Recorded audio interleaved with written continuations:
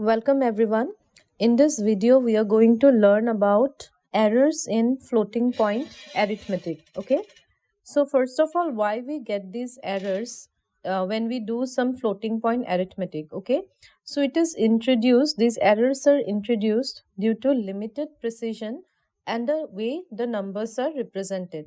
So if we give a simple example, suppose if you divide 1 by 3, 1 divided by say 3. So what is the output you will get? You will get 0.333. So till which decimal point number, after decimal point, how many numbers you are going to include? So depending on that, some standard methods are given, but still we get some errors due to these types of, this is just an example. So due to these types of problems, we get some errors. So in this particular video, we are going to see four different types of errors that we encounter while doing floating point arithmetic. Okay, the first error is absolute error. So it is the difference between the true value x and the approximated value x dash. So it is used when the range of values is consistent or small. So if the range of values is very small, that is difference between the real and approximated value is small, we can use absolute error. So what is the formula? It is modulo of x minus x dash. So suppose if the true value of x is equal to 5.67 and the approximated value is x dash is equal to 5.65, the absolute error we can find by simply finding the difference between these two numbers and modulo, that is we are just going to take the magnitude. So what is the answer you get? 0.02. So this is the absolute error. Okay, let's implement this in C++ program.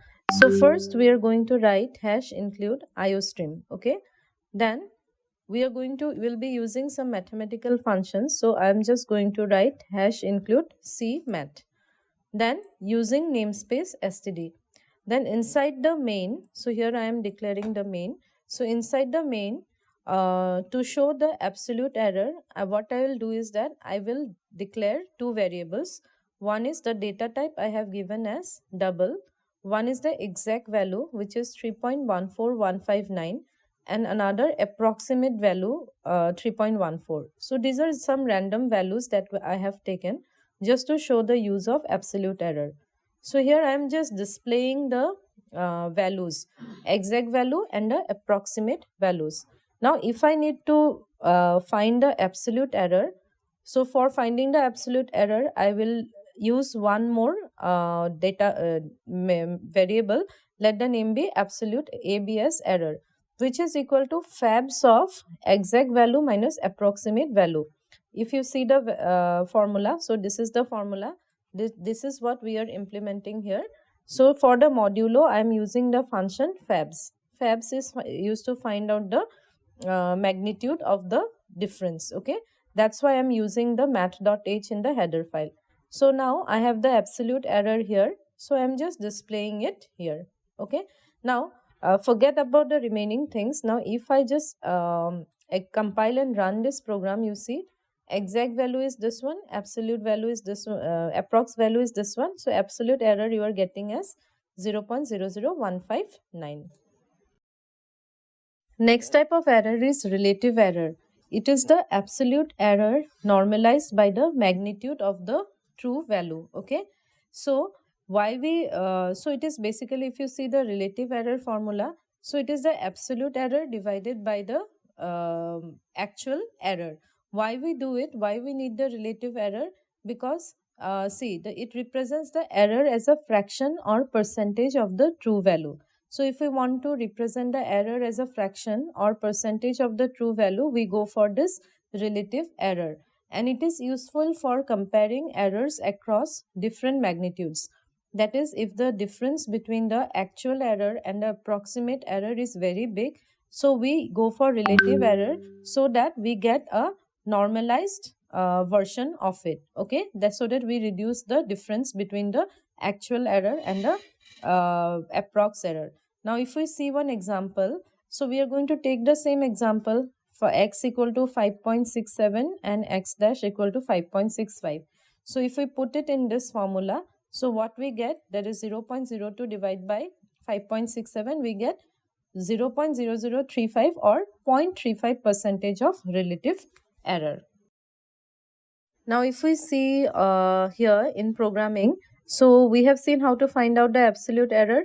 So to find out the relative error for the same values, okay, that is the values are 3.14159 and 3.14, we will simply create one more one more variable here, related REL error. Okay, so here I am just going to find out the magnitude of exact value minus approximate value divided by exact value. That is the formula. If you see the formula, so this is the formula.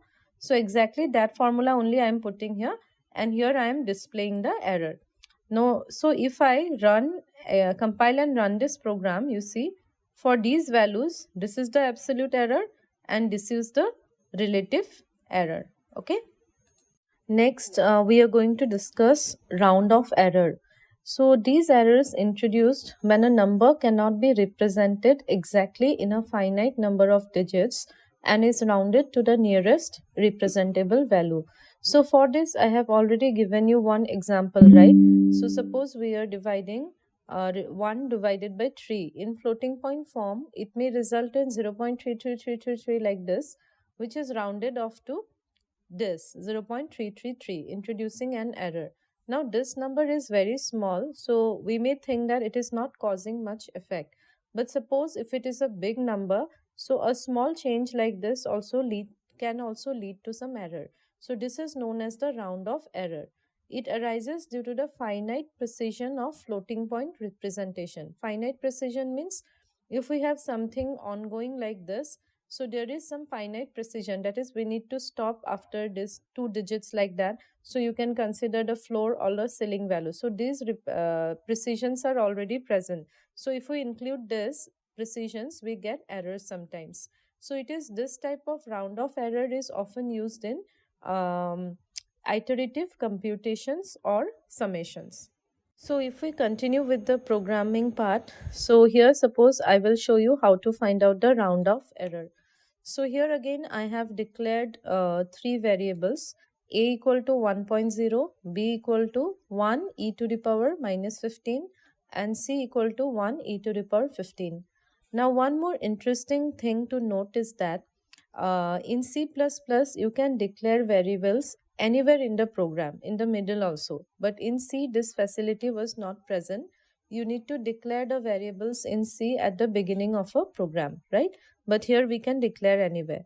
Now suppose this is the we are getting one result. Suppose result 1 is equal to a plus b minus c, and here we are getting another result 2 a minus c plus b. Okay, here we are just displaying the results. Now suppose the round off error is the difference between these two. So I'll just put fabs of result 1 minus result 2 to find out the round off error. So that is the difference between the two results. So this is how you can display the round off error. Next we are going to see truncation error. Okay, so these errors are introduced when an infinite process, example a series or iterative calculation, is approximated by truncating it to a finite number of terms or steps. So if there is some repetitive type of calculation or a series is involved, then we can truncate. Truncate means cut off or stop after few steps to find out the after a finite number of steps to find out the truncation error. Okay, so it is very common in numerical methods like Taylor series, numerical integration, etc. Now to explain this, let's take a small example. So here we are trying to approximate the value of sin x by using Taylor series. So this is the formula. So sin x we will be having, so we will try to approximate with this x minus x cube by 6 value. Okay, so for x equal to 0.5, what is the true value? So sin of 0.5 is approximately 0.4794. Now if we put it here in the approximation, so in place of x we are going to put 0.5. So you do the calculation, we are getting this value, right? So truncation error is going to be the difference between the actual value of sin 0.5, which is 0.4794, minus this, the approximated value, which is 0.0002. So this is the truncation error. Okay, so here we are going to do see the programming. So here we will try to find a truncation error for the integration, for integrating the function sin x over the interval 0 to pi. Okay, so this is a numerical integration problem, and here we are going to use the Riemann-Son method. Now if we see Riemann-Son method, so what it is exactly? So it approximates the area under the curve by dividing the interval into n rectangles. The height of each rectangle is fx, that is, so suppose this is the curve, you see this is the curve. So here this Riemann sum approximates what? The area under the curve. So how you are going to find out the area under the curve? First it will divide it into small rectangles, then it will try to find out the area of each rectangle and sum it up, or find the integral of it. Integral means summation, right? So here if you see this f of x, this f of x represents the height of the, so if you consider it as a rectangle, so what is the area of a rectangle?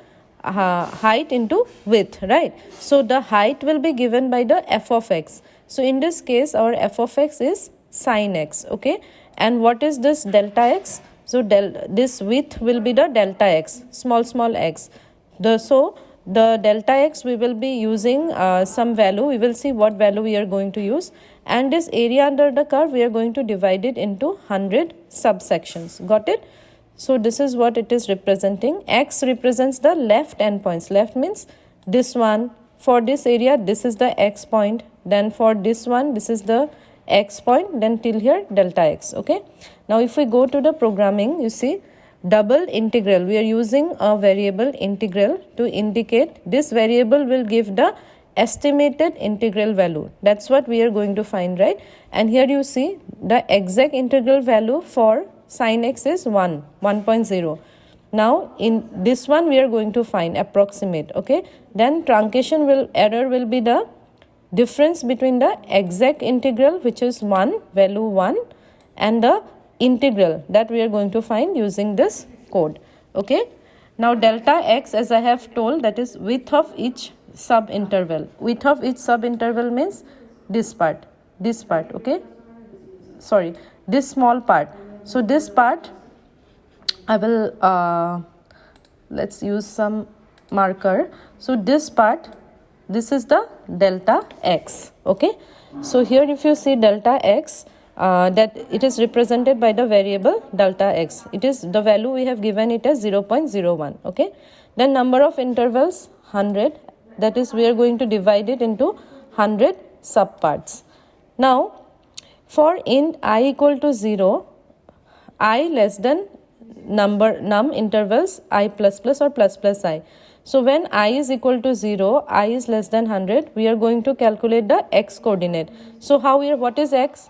X coordinate is what I have already told, represents the left endpoint, this endpoint. So this endpoint for the starting should be 0. So that's why it is given I into delta x. I is 0, so it will be ultimately delta x will be 0. Then what will be the integral? Integral equal to, plus equal to means integral, integral is equal to integral plus. Integral value, initial value is 0, sine of 0, x value have got 0, sine of 0 is 0, so into delta x is again 0.01, so 0 into 0 is 0. So the integral for the starting point is what? From here if we start, the integral is 0. Now if we go to the next one, let's see how it is done. Let's explain this particular code by writing properly. Okay, so we are going to start from I equal to 0. How many intervals? 100 intervals, right? So let me explain. So first first we are going to start with I, okay, equal to, one second, I then equal to 0. Okay, so first of all I is equal to 0. Then what we are going to do, see, I less than 100, so we are entering the loop x equal to I into delta x. So since I is equal to 0, so what we will go what we will get delta x, I'll just write down d is equal to, we are going to get 0. Okay, then we are going to find the integral equal to, plus equal to means integral equal to integral plus sine of x into delta x, right? Now since sine integral is 0, initially we are 0, plus sine of 0 is 0, so we ultimately the first integral we are going to get as first integral, I'm just going to write in is equal to 0. That is, this is the starting point, we are going to start from here, so here we are going to get 0. Now second, I is equal to 1 is less than 100, again we are going to enter the loop. Now this time if we see, we are entering the loop, again we will have to find out the x, the value of x, that is the calculate the x coordinate of the interval start, that is the starting point, I into delta x. So I into delta x means I, so what will be the value of x? I into delta x. What is I? This time I is 1, delta x is what? 0.01, we have already given the value 0.01, right? So here 0.01 means x will be 1 into 0.01 means 0.01. So from where we are going to start x? From this point, right? That is this total, this much is the value of x. And what is the height? Now next what is the formula given? Integral equal to integral plus sine of x into delta x. I have already told you why we are using sine of x into delta x, because the what is given, f of height into width. Height is represented by sine x, width is represented by delta x. So what will be the integral? In is equal to, initially the earlier integral was 0 plus sine of, what will be the next one? Sine of 0.1. Sine of 0.1, you will get some value. This will be multiplied by delta x, right? Here you can see delta x. So delta x this time is again 0.01. So you will get some value. So that will be the area of this particular rectangle. For the next rectangle, we are again going to increment the value of 1. It will be 2. What will be? 2 is less than 100, so we will enter the loop. What will be the value of x? I into delta x. I into delta x means 2 into 0.01. 0.01 means it will be 0.02. 0.02 means which point? This point, right? So the value of x is this one. Again integral, what it will be? Integral is equal to previous integral. What is previous integral? This particular value, you will write it here, plus sine of x. Sine of x means sine of this value. This will represent the height into delta x. Delta x will be obviously 0.01. That is the width. That is the width of this particular rectangle, and sine of x will be this height. So like that we will find the area of this particular rectangle. So like that we are going to find out the area of all the 100 rectangles in order to find out the area under this particular curve. Okay, so finally the final answer will be present inside this particular variable. Now we can find out the truncation error by finding the fabs of exact integral minus integral. Exact integral is 1, as it is already mentioned. So this is how you can find out the truncation error. Thank you everyone.